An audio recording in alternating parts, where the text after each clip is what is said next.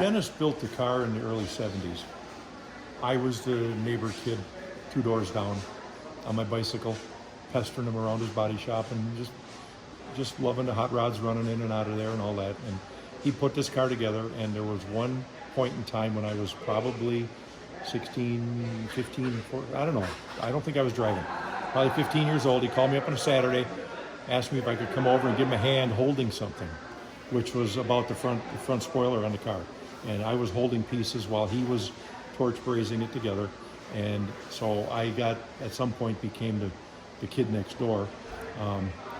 And he was pretty famous around the area for some of the cars he had built and known for that, and running a few car shows in West Bend and stuff. And at some point, the car went away and he went on to his next project. And I think he sold it in 1975. And it was gone but not forgotten. There was a time when his son Brian was sharing pictures of the car on Facebook and telling Dad's story and everything, and I would save some of the pictures because I was there at the time. And at some point I had collected a handful of them, and I had come across a group on Facebook that was for V8 Corvair owners, and I posted a picture of the car in the group and said, hey, built by a friend back in the 70s, gone but not forgotten. Oh, no, the friend is doing just fine. The car's been gone for 48 years, or since 75 was the statement at the time. And this went on for a couple of years, and that group led to something of a Corvette homecoming reunion, Corvair reunion in Detroit, which led me to the Detroit area Corvair Club.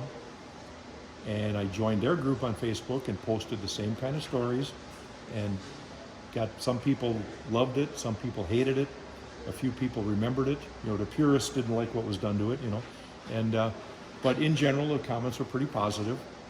And I had a guy, I think might have been in the first group already, that said, I had pictures of that car from the magazines back in the 70s on my bedroom wall and next to my Farrah Fawcett poster when I was a teenager, So that was, there was a legend of it, so to speak, from the magazine days. And that's what led me to the Detroit group. Then I joined that group, posted some more pictures. Oh, the first guy said, I've got pictures of it somewhere. When I find them, I'll get them to you. He looked and couldn't find them. We talked over a number of months. Well, he was looking for digital photos. He found Polaroids in his dresser drawer eventually and sent me copies of them, which were from a show in Detroit. That got me to that group. The Detroit guy that ran the Facebook page said, well, I'm the guy that ran that car show for all those years as well, and I might be able to help you out. I've got my registration records from guys that signed up for the car show, and I'll go through them and see what I can find. He got me a name and number. It went nowhere. The name and number was in the western part of Michigan. And he said, but you might check into the Western Michigan Corvair Club. Oh, there's another one. I joined their group on Facebook and found that and posted the same stuff all over again. And it was just over a number of years.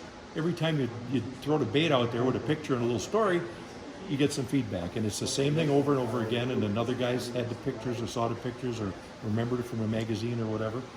And that went to probably a year ago, December, a guy says, hey, there was somebody, even that before Thanksgiving, there was a guy in my shop about a month ago that says, because I have a Corvair, personally speaking, the guy said, yeah, I had one of those back in the day that was crazy with a V8 in the front and a wing on the back and all the fender flares and everything. And this guy sends me a message, says, I think I met your guy. What's his name? I don't know. Well, what's your shop? Well, I have a butcher shop or a flower shop? No, I got an auto repair shop. Well, you got a work order. Weeks went by, he dug me out a name and a phone number. It was the same name I had got previously, which somewhere in my looking, I had found an obituary with that name with a matching age parameter. So all of a sudden that guy's back in the picture again. Can't get nowhere. Phone number's no good. Found him on Facebook, no responses, nothing. At some point I went trolling through his friend list, found some other younger generation with his last name. One of them was a son. Looking through his pictures, I found a picture of the car on the kid's page from 2015. So now we've gone from the Detroit stuff was in the late 90s up to 2015. It's still in the area. And that kid friended me right away, and he was sad that Dad sold the car.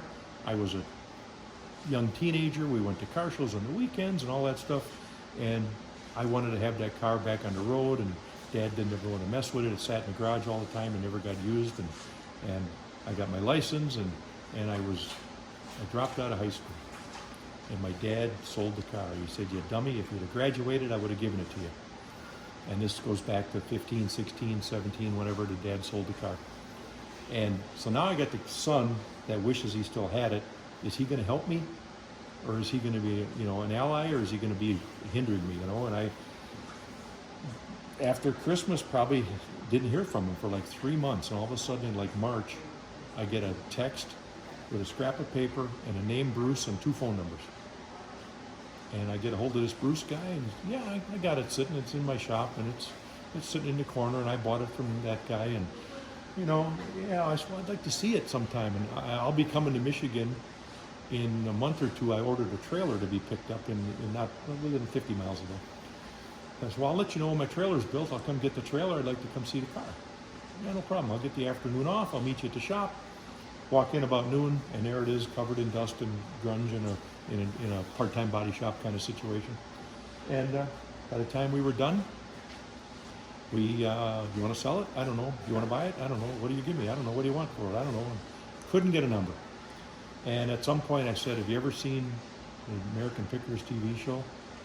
He said, yeah. I said, well, that one guy in there, he says, his line is, the time to buy something is when you find it. And he looks at me and he says, yeah. I said, well, the time to sell something is when you got some dummy in front of you who wants to buy it. And that's how that went, and we left with it in my trailer. We went to the bank, did a wire transfer. He signed the title. We did a wire at like 4 in the afternoon, which ain't going to happen that day. So he had a promise of money coming the next morning, and I left it with the car and the title and drove till midnight and got back home to Slinger.